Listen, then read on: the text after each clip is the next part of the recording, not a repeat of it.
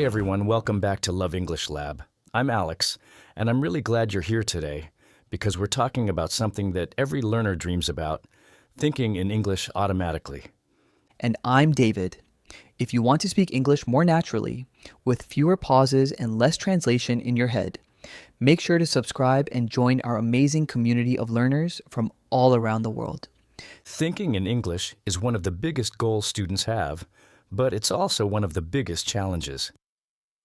Many people study vocabulary, grammar, and phrases. But when it's time to speak, they still think in their own language first. Yes, and then they try to translate everything, and translation is slow.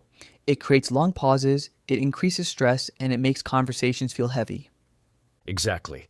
And what's interesting is that thinking in English doesn't just happen with time, it happens with habits. Specific habits that train your brain to switch languages automatically. That's right, your brain needs a system, a method, something simple you can repeat every day without pressure. And that's what we're going to teach today, a 3-step method that truly works. Not theory, not complicated psychology. A real practical method you can use immediately. And what I like about this method is that it doesn't require long study sessions or extra textbooks. You can practice it while walking, while cooking, while working, or even while waiting for your coffee. Yes, it's designed for real life. Because the truth is, you don't think in English because you study English. You think in English because you use English in your daily thoughts. Exactly. And this method helps you build a habit slowly but naturally. You won't feel overwhelmed. You won't feel forced. It will grow inside you little by little.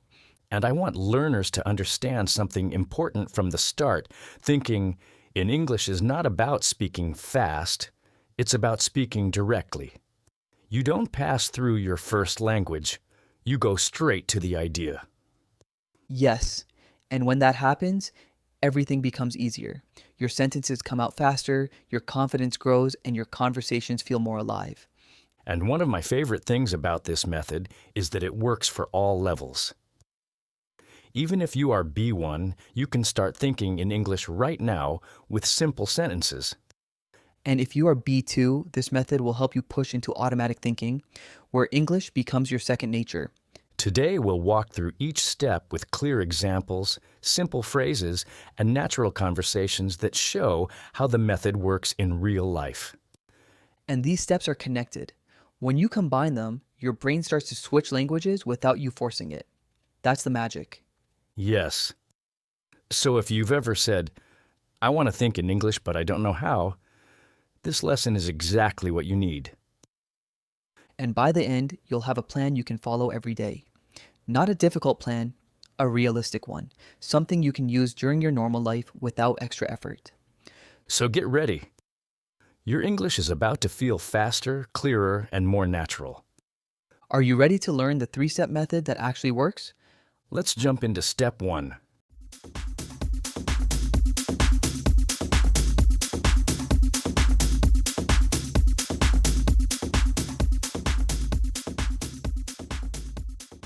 So David, let's start with step 1. Because this first step is the foundation for everything else. If learners only use this step, they will already see a big difference. Yes, definitely. Step 1 is about using simple English first.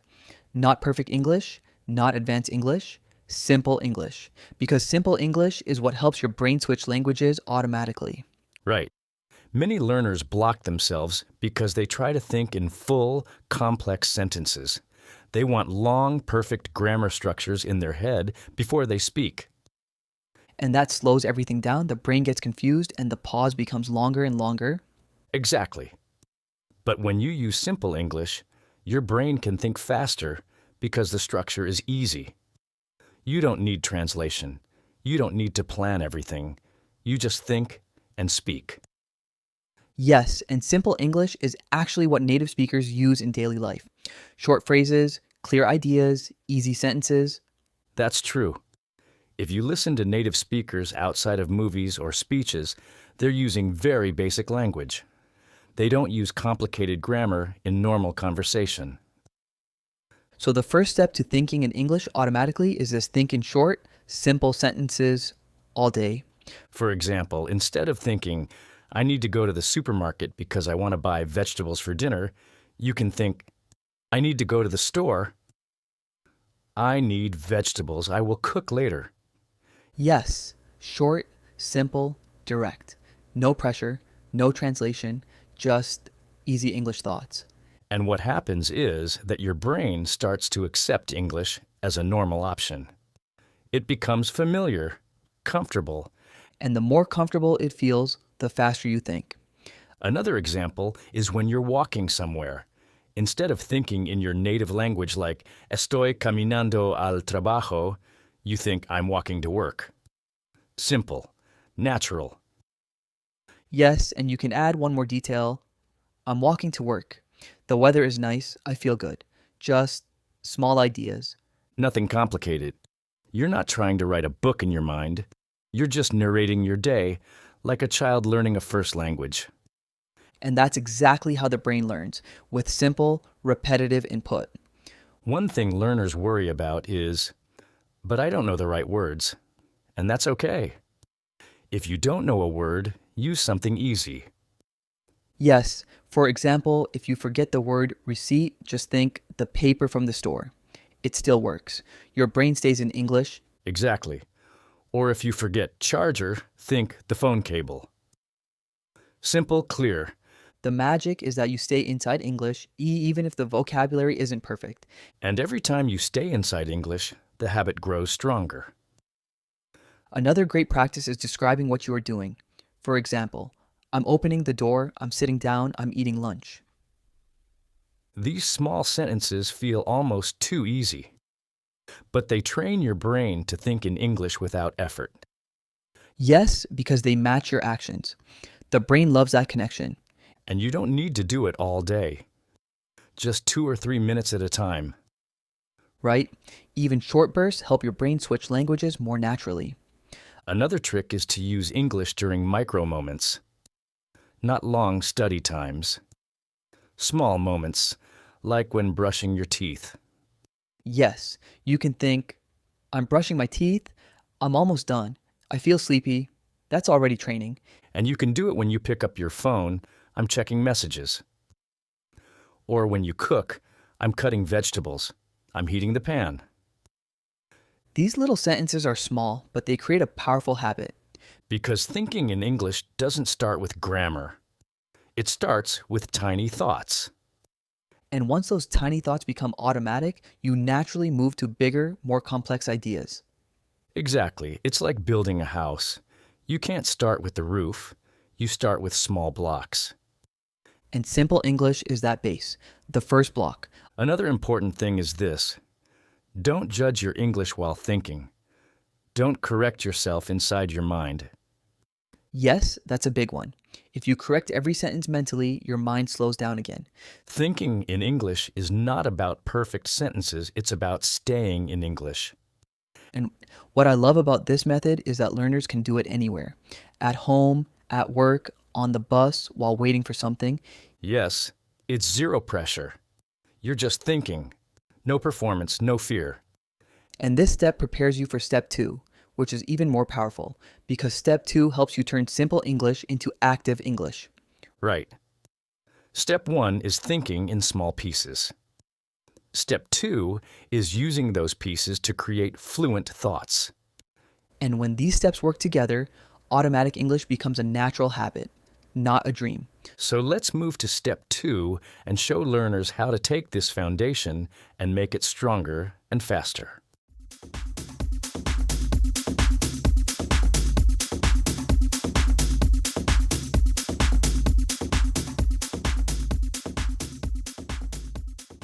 So now that learners understand how important simple English is, we can move to step 2. And this step is all about connection. Yes. Step 1 teaches your brain to think in short English thoughts. Step 2 teaches your brain to connect those thoughts smoothly so they feel like real thinking, not separate pieces. Exactly. Because thinking in single sentences is a great start, but at some point you want your English thoughts to move together, like a chain. Right. And the way you build that chain is by adding small links. Very small. Not complicated grammar, just small connectors that help your ideas move forward. One of the easiest connectors is just and. It's simple, but it works. For example, I'm eating breakfast, and I'm checking messages, and I feel tired. Yes, it sounds natural. You're joining your thoughts without stopping. Another connector is then. It helps your thinking move from one action to the next. I finished work, then I walked home, then I cooked dinner. And what's beautiful is that you're not translating. You're using English to move forward. Right. You create motion. That's the key. Motion keeps your brain in English. Another great connector is because. It helps you explain your idea without pausing. Yes, for example, I'm making coffee because I feel sleepy. Or I'm studying because I want to improve. It's simple, but it keeps the thought alive. One more is so. Very natural. I forgot my umbrella, so I got wet. Or I feel hungry, so I'll make something. And what's nice is that these connectors appear in your thoughts in your native language too. But when you use them in English, everything becomes smoother. Yes. And let's be honest, most daily conversations in English use these little connectors. Exactly. No one speaks with long, complicated grammar all the time. People speak with small ideas connected by simple words. Another part of step 2 is adding a little detail. Not big details, just one extra word that keeps the thought active. Yes. For example, instead of I'm working, you can think I'm working now. Or I'm working at home. Those small details give your mind something to hold. They keep the thought moving. And adding a feeling is another great trick. I'm cooking dinner and I feel relaxed.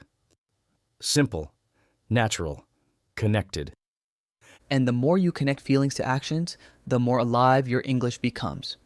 Another technique is thinking with questions like, what am I doing?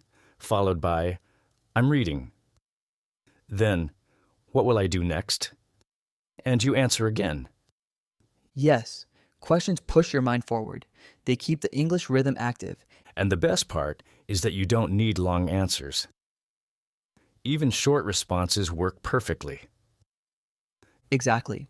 And once you start thinking with small connectors and small questions, your mind begins to think in English longer. Yes. Instead of having one English thought and then switching back to your native language, you stay in English for several seconds or even minutes.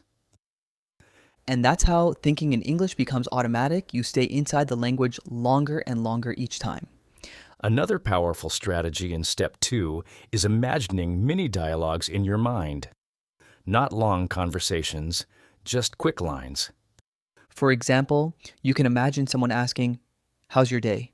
And you answer in your mind, "It's good. I'm working. I feel motivated." Yes, it's short, realistic, and easy to build. And your mind practices natural interaction. And the best thing is that you don't need to be alone or in a quiet place. You can do this anywhere, walking, sitting on the bus, waiting in line. Another exercise for step 2 is describing what you see around you. Not everything, just one or two things. Yes, for example, the sky is gray and the air feels cold. Or, the room is quiet so I can concentrate. These descriptions connect your thoughts to your environment. And when English meets your real life, it becomes easier to think in it automatically. Another technique is predicting something. For example, if you're at work, you can think, "I'll finish this report, then I'll take a break." It creates movement. Yes. Predictions help your brain think forward, and forward thinking reduces translation. And the more forward thinking you do, the less your brain tries to go back to your first language. Another thing I love about step 2 is that it teaches you to stay relaxed. You're not trying to be perfect. You're letting the mind move at a comfortable speed. Yes, pressure kills fluency, but gentle motion builds it. And once step 2 becomes a habit, something amazing happens. You start thinking in English without noticing it. Yes, your thoughts begin in English naturally. Not every thought, but more and more over time. And that prepares you perfectly for step 3. Because step 3 is where automatic thinking becomes stronger, faster, and more natural. Yes. Step 3 is where English stops being something you practice and becomes something you use, the same way you use your native language. So let's go to step 3 and show learners how to make English the natural language of their thoughts.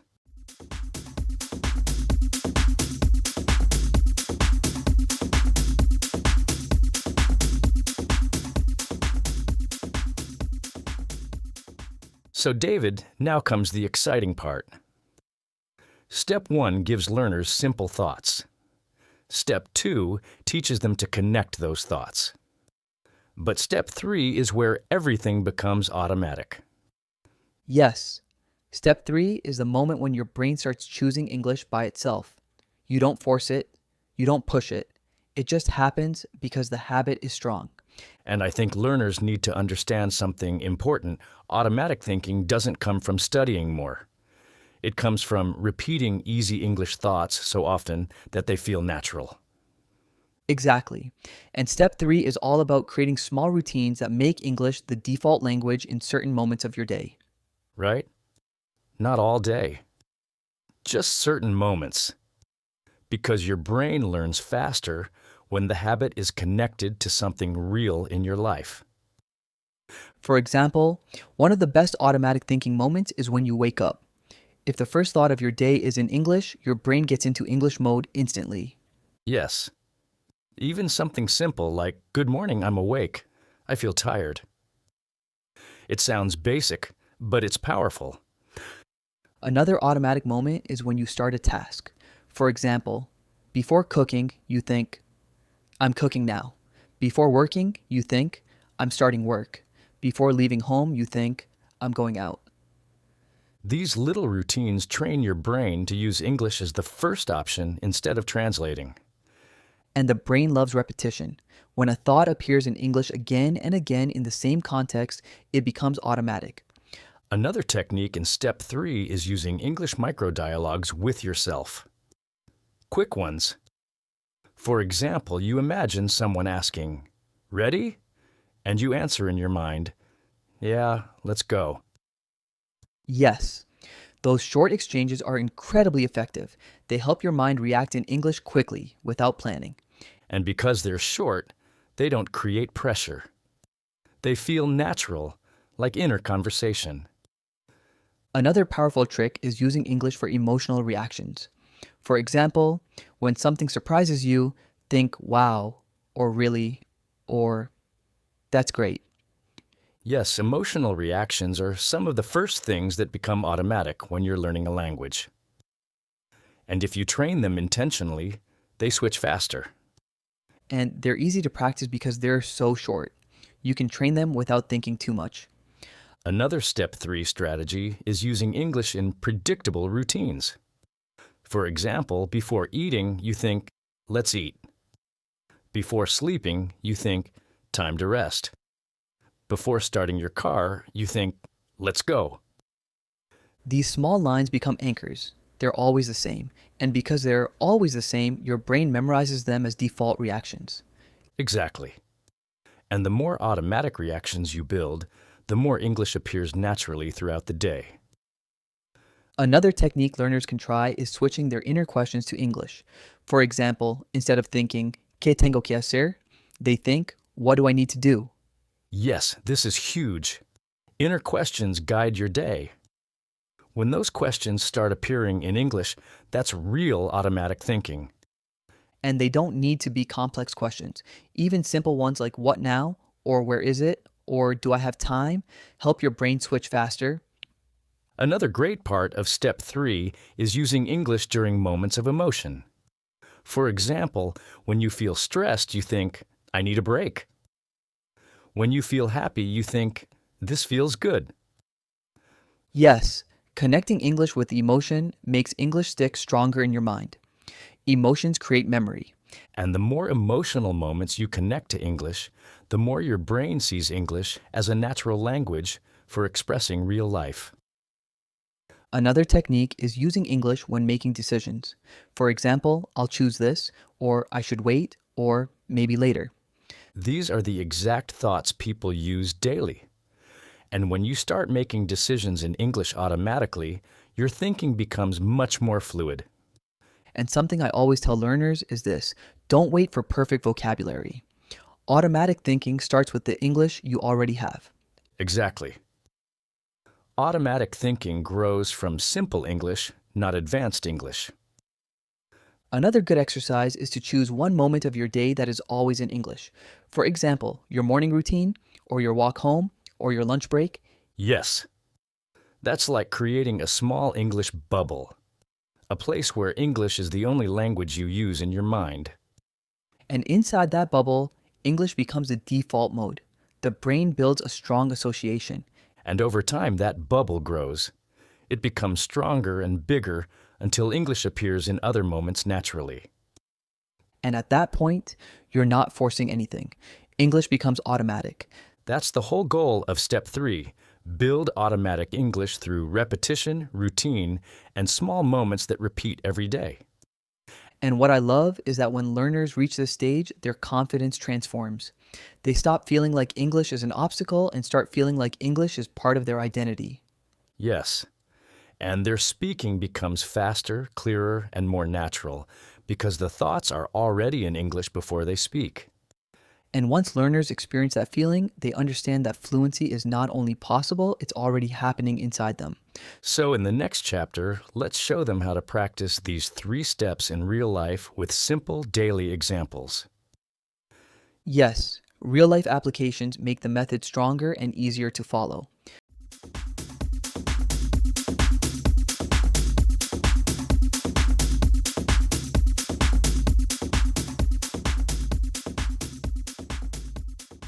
So David, now that we've explained the 3 steps, I think this is the part learners will love the most, how to actually use these steps in real life.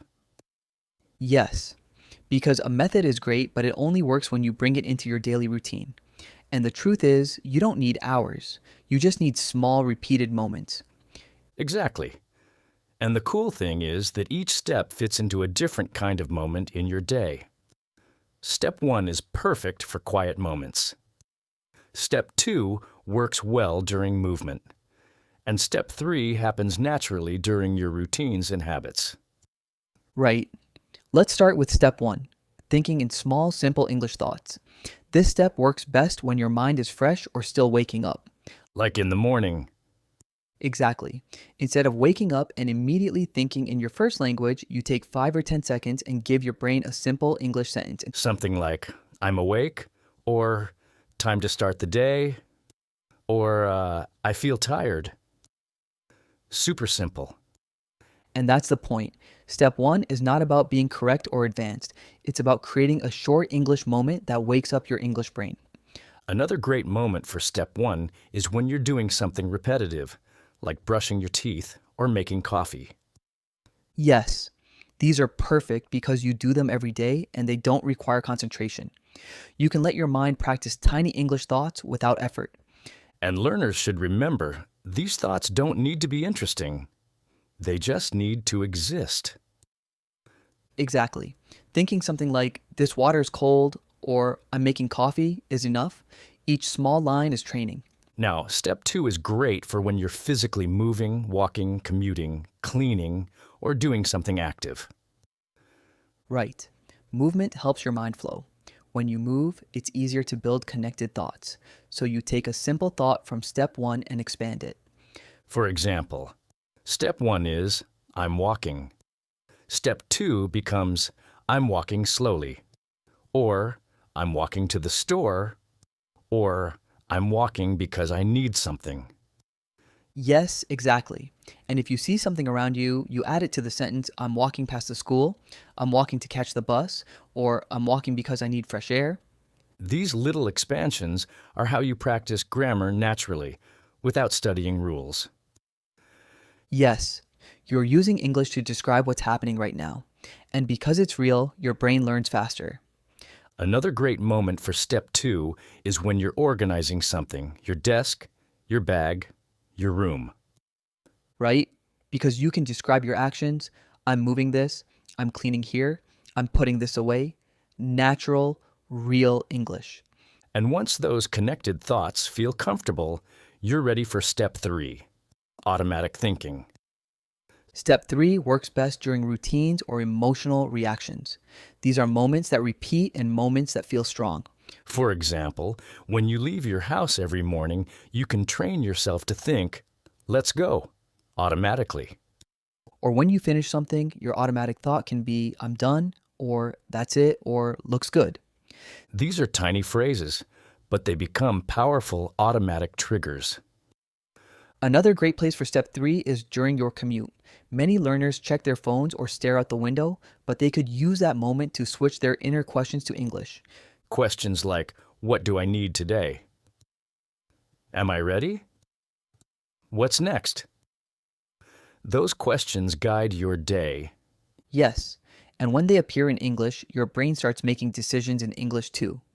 Emotional moments are great for step 3 too. When something goes wrong, you think, oh no. When something surprises you, you think, really? When something feels good, you think, nice. Emotional reactions are some of the fastest things your brain learns, and if you train them in English, they become automatic very quickly. Another simple exercise is choosing one activity every day that is always in English internally. It could be your shower, your drive, your workout, your walk, anything. Yes, that activity becomes your English zone, a small place in your day where English is the only language your mind uses. And over time, that zone grows bigger. You start thinking in English outside of that moment too. Another easy way to apply the steps is by using reminders. For example, you place a small note on your mirror that says, Think simple. That triggers step 1. Or on your door, a note that says English mode, which triggers step 3 when you go out. Yes, visual reminders are extremely effective because they interrupt your normal automatic thinking and guide you toward English. And something learners should know is that mistakes are part of the process. Automatic English doesn't mean perfect English. Exactly. When your brain starts thinking faster, it will sometimes pick the wrong word. But that's a good sign.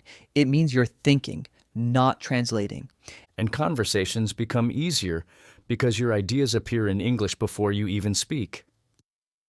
That's the real goal. When your thoughts start forming in English naturally, fluency stops being something you chase and becomes something you live. So in the next chapter, we can show learners how to keep this system going long term. Because automatic thinking grows with consistency.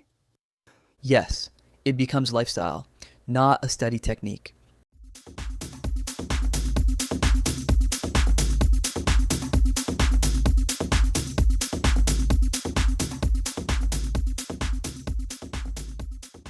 So David, now that we've explained how to use the 3 steps in real life, I think the last thing learners need is a long-term plan. Because automatic thinking doesn't happen in one day.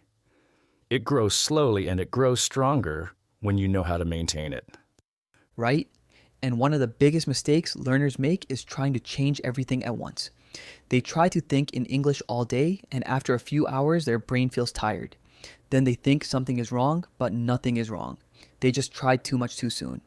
Exactly. Thinking in English all day isn't the goal, especially in the beginning. The real goal is to create small, consistent English moments that repeat every day. Yes, consistency beats intensity. If you practice a tiny English routine every day, even for 1 minute, your brain builds a stronger habit than doing a big session once a week. And one way to keep this going long term is choosing fixed triggers in your day. Triggers are moments that signal your brain to switch to English automatically. For example, every time you wash your hands, you think one simple English sentence, or every time you open your laptop, you think, let's start. Those are tiny triggers that happen many times a day. Yes, and because they're linked to actions you already do, they're easy to remember. Another strategy for long term success is what I call micro celebrations. These are small moments where you mentally congratulate yourself for thinking in English, even if it was just one sentence. I love that. It's like saying to yourself, "Nice, I did it," or "That felt good." These tiny positive reactions tell your brain, "Keep doing this." Exactly. The brain loves rewards. If you feel good after a small English thought, your brain wants to repeat it. Another useful technique is to rotate your English routines every few weeks. Sometimes habits become invisible. You stop noticing them. Right. So maybe for 2 weeks, your English moment is your morning routine. Then for the next 2 weeks, your English moment is your walk home. Then maybe the next 2 weeks, your English moment is your shower. This keeps your brain alert and prevents the habit from becoming automatic in a boring way. Exactly. You want automatic English thinking, not automatic forgetting. Another long-term tip is this: don't judge your progress by how much English you use in your mind. Judge it by how fast English appears when you need it. Yes, that's key. Automatic thinking isn't about quantity, it's about speed and natural reaction. And a sign of progress is when English thoughts start appearing without forcing them. For example, when something surprises you and you think, "Really?" without planning it. Or when you make a mistake and think, oh no, or when you finish something and think, done, these tiny reactions show the habit is working. Another important part of long-term consistency is protecting your English environment. If you surround yourself with English every day, even a little, automatic thinking grows stronger. Yes, and this doesn't mean watching a full movie every day. It can be something small like a 10-minute video, a short podcast, or reading a few lines in English. The idea is to keep your brain connected to English, even on light days. And something learners often ask is, what if I stop practicing? Will I lose everything? And the answer is no, you don't lose it instantly. Right? Once your brain starts thinking in English automatically, the habit stays inside you. If you stop for a few days, or even a few weeks, it comes back quickly. Because it's not memorized knowledge, it's a trained reaction. And reactions return much faster than vocabulary lists or grammar rules. Another long-term idea is using English for internal motivation. For example, you can tell yourself, keep going, or I'm improving, or one step at a time. I love that. These short motivational lines strengthen both your confidence and your English thinking at the same time. And when you use English to encourage yourself, it becomes emotional, which makes the habit even stronger. Another important tip: don't aim for perfection. If you try to form perfect sentences in your mind, you slow down the process. Yes, automatic thinking must be fast, not perfect. You don't correct yourself mentally. You don't rewrite your thoughts. You don't pause. You just let the thought appear and move on. And the beautiful thing is that accuracy improves naturally with time. Exactly. Because the more often you think in English, the more patterns your brain learns unconsciously. Another helpful trick for long-term progress is having English identity moments. These are short times when you feel like an English speaker inside your mind. Yes, it can be when you're walking, when you're listening to music, or even when you're sitting alone. You take a breath and think, I'm doing this. I can speak this language. These small identity moments build confidence and make the habit feel meaningful, not mechanical. And when English becomes part of your identity, automatic thinking becomes much easier to maintain. Another long-term idea is creating English challenges for yourself. For example, one week your challenge is thinking in English every morning. Another week your challenge is reacting emotionally in English. Challenges keep you motivated because they give you a clear target. And they help you notice your progress. Yes. And speaking of progress, something learners should remember is this. If English thoughts still feel slow sometimes, that's normal. Exactly. Automatic thinking doesn't mean every moment is perfect. It means more and more moments start happening without translation. And that's enough. That's fluency growing. So if you keep practicing these 3 steps, and you keep your routine small and consistent, your English thinking will become faster, easier, and more natural. And one day, you'll realize something amazing. English won't feel like a school subject anymore. It will feel like your second mind. Yes, a place where your thoughts can live freely And that's the moment you know you've made English a long-term part of your life. Beautifully said. Now we can finish with a final reflection that helps learners connect everything emotionally. Yes, let's wrap it up with something inspiring.